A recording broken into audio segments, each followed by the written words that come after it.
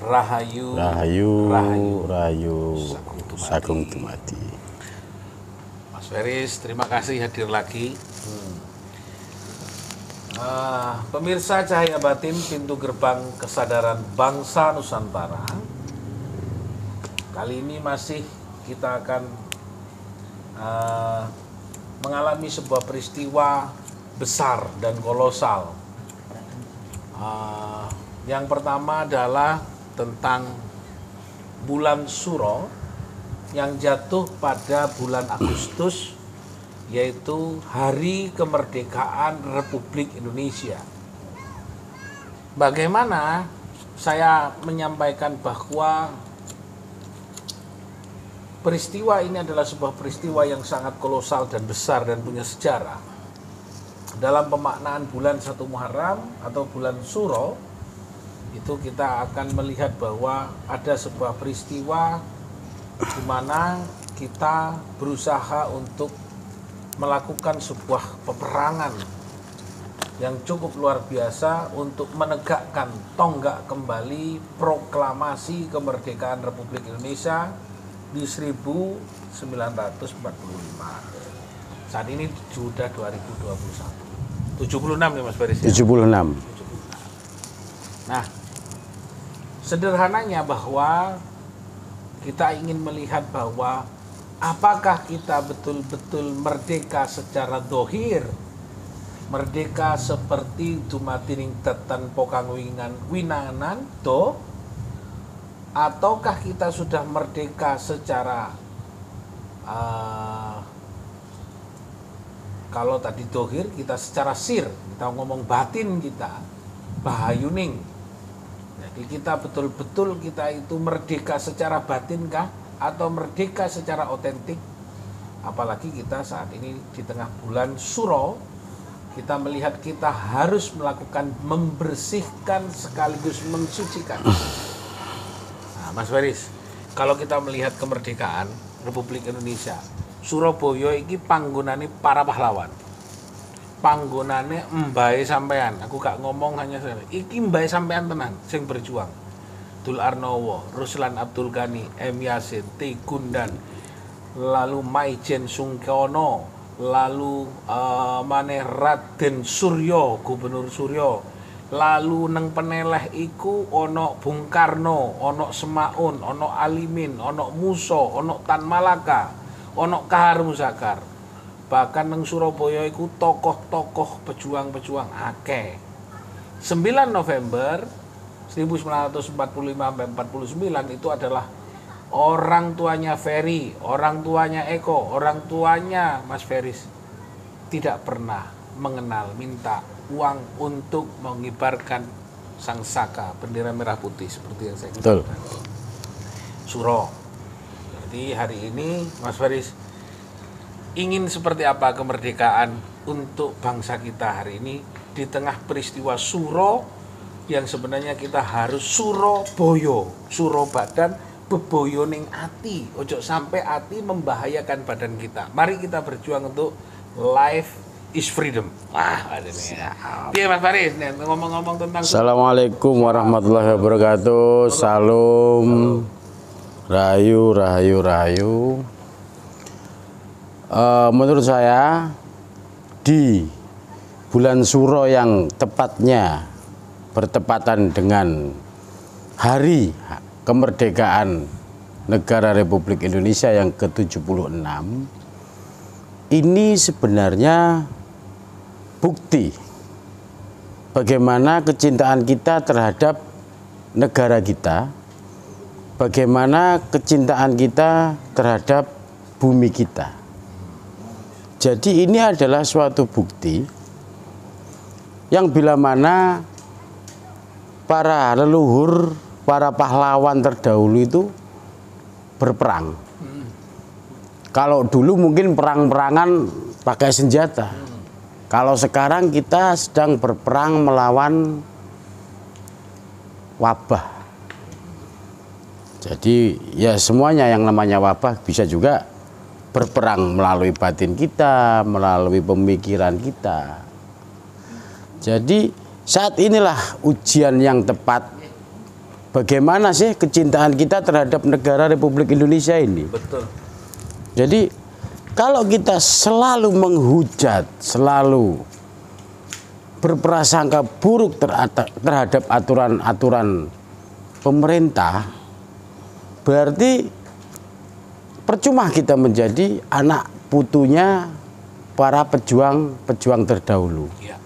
Yang bila mana kita tidak bisa mewujudkan para pejuang terdahulu itu mengorbankan keluarganya, mengorbankan hartanya untuk kemerdekaan Republik Indonesia.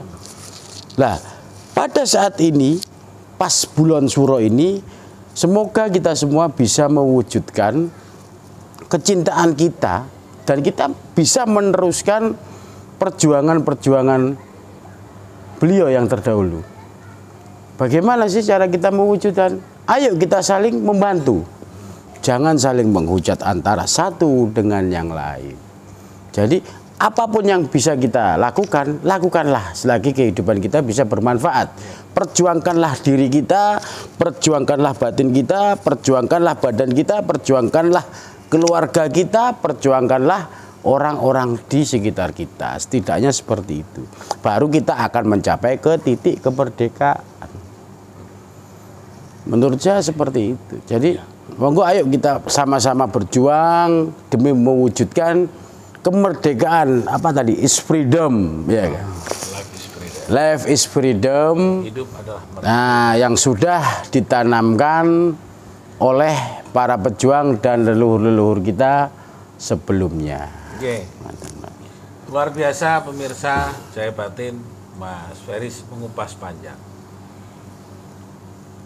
Ada sesuatu yang lupa bahwa merdeka yang tadi secara dohir kita lepas dari penjajah kolonial Belanda. Ada sesuatu bahwa kita itu diperintahkan memaknai hakikat. Merdeka secara batin berarti merdeka yang sesungguhnya dari tipu muslihat musuh asing. Setan bukan orang di dalam tubuh kita, berarti asing. Iblis juga bukan orang di dalam tubuh kita, asing. Demit juga bukan orang di dalam diri kita, asing. Lalu genderuwo juga bukan di dalam diri kita. Sebenarnya penjajahan itu yang paling harus diantisipasi secara hakikat adalah penjajahan dari makhluk asing yang berusaha untuk menjaga atau menjajah hati kita, sehingga kita sekarang menjadi gampang nesu, gampang bingung, gampang gumun, gampang ngamuk, gampang maido. Nah, seperti yang sampaikan Mas Willy.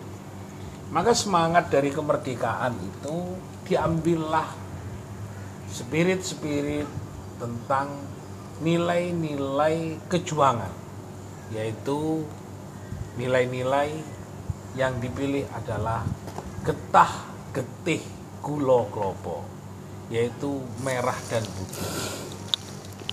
Kalau menurut gambar sih mudah ya, kita melihat merah dan putih, merah darahku, putih tulangku. Tapi sebenarnya yang merah itu apanya dan putih itu di mana? Putihnya tulang itu berarti seperti putihnya hati. Putihnya hati juga seharusnya menjadi putihnya pikiran. Maka dia akan merdeka ketika pikiran kita putih, pikiran kita sudah bersih dan suci, maka hati kita seharusnya juga suci. Nah, yang merah adalah spirit dalam mengimplementasikan kehidupan. Bahwa apa yang sampaikan Mas Feris tadi, bahwa kita harus menjaga nilai-nilai kejuangan kemerdekaan itu mengisi dengan tanpa harus mencaci dan mencela apa yang menjadi kebijakan negara. Kejobo awak dhewe iku dadi ketua RT gak iso kok iso maido kepala negara. Nah, kok ya rumangsa ngerti ya. Mas Feris, balik kepada spirit itu. Kalau kita melihat kita akan, negara kita itu kan sugih Mas. Sugih. Ajaran nilai-nilai filsafat kita gagal gara-gara sekolah model londo. Tulisan Jawa lali. Ya, ojo dadi wong Jawa sing lali Jawane, tulisannya aja ditinggal. Lalu tulisan Palawa ditinggal, Kawi ditinggal, Sansekerta ditinggal, Lontara ditinggal. Menurut Mas Faris, secara intelektual bangsa kita itu sudah ketinggalan meninggalkan, sangat, ketinggalan di landasan. Sangat. Ya, gimana? Jadi sangat sekali negara kita ini ketinggalan di landasan kalau menurut saya. Jadi semua yang sudah menjadi landasan dasar daripada negara kita sudah banyak tertinggal. Padahal huruf-huruf Sanskerta yang ditinggalkan oleh leluhur kita itu sangat-sangat luar biasa. Contohnya huruf Tagalog, ya, negara mana itu? Thailand. Dengan huruf Tagalognya mereka bisa berkembang dengan baik. Di Arab sendiri, di Timur Tengah, dengan mempertahankan huruf hijaiyahnya, mereka bisa berkembang. Nah, di negara kita sendiri yang mempunyai huruf-huruf Sanskerta, kenapa nggak kita pertahankan? Hanya sekolah di SD diajari, SMP sudah mulai hilang, SMA sudah mulai terkikis, kuliah malah kadang pas nggak tahu dipelajari belas. Nah itu akhirnya ya wes saya anggap apa jenenge magu hilang dari landasannya ya. Iya, hilang. Akhirnya tertinggal dari landasannya. Hilang, pupus, bukan tertinggal lagi tapi pupus. Coba kita kembalikan ke aksara. Insya Allah negara kita ini kalau kembali ke negara, ke abjad aksara tadi dan bisa memahami arti daripada aksara-aksara yang sudah disusun oleh para leluhur kita, insya Allah akan merdeka, dan merdeka yang hakiki. Nggak perlu lagi kita, orang luar mau belajar aksara Jawa bingung dia. Itu juga bisa menjadi sandi kan. Jadi menurut saya seperti itu. Kalau mungkin monggo generasi muda kita perdalam lagi pembelajaran aksara. Bila perlu usul neng di Google, WA-an gawe aksara. Cek gak iso diwaca karo wong luar negeri ngono lho. Lebih aja ngono iki Cak ya. Bila perlu WA gawe aksara. Ben gak iso diwaca karo wong ngono. Kan bisa menjadi sandi juga. Itu yang perlu kita pelajari lagi. Betul. Pemirsa, cukup dalam dan mungkin tidak segampang apa yang dipahami orang lain, apa yang disampaikan Mas Feris, bahwa aksara-aksara ini sebenarnya kandungannya tidak hanya bisa dibaca. Ada makna secara filsafat, ada makna secara etimologis, ada makna secara sejarah, ada sandi dari kedalaman sandi. Nah, kita harus belajar kenapa orang Eropa atau orang Belanda sangat suka sekali mencuri artefak dari tanah leluhur, mulai dari batu, mulai dari relief, mulai dari kitab, mulai tulisan yang dibuat oleh Empu Barada, Empu Sendok, Empu Wamiki, Empu Supo, Empu Tantular, para empu ahli-ahli itu semuanya diambil oleh mereka. Nah, menurut saya jelas adanya bahwa mari kita bersama-sama menjadi bangsa Nusantara di tengah kemerdekaan bangsa Indonesia. Mari kita berjuang bersama-sama untuk tegakkan kembali merah putih, kuatkan kembali spirit kebangsaan, dan menjunjung tinggi nilai-nilai kemanusiaan. Apa harapannya Mas Faris untuk kemerdekaan bangsa di tahun 2021 ke-76? Harapan saya, mari kita saling menopang, saling bergandeng tangan untuk memerdekakan negara kita, bumi kita, keluarga kita, masyarakat kita, rakyat kita, juga diri kita sendiri. Kita saling bergandeng tangan. Tidak usah kita saling mencemooh antara satu dengan yang lain. Kalau sekiranya kita bisa bantu, kita bantu dengan pemikiran. Tidak bisa dibantu dengan pemikiran, kita bantu dengan ide-ide. atau kita bantu dengan material atau dengan apa.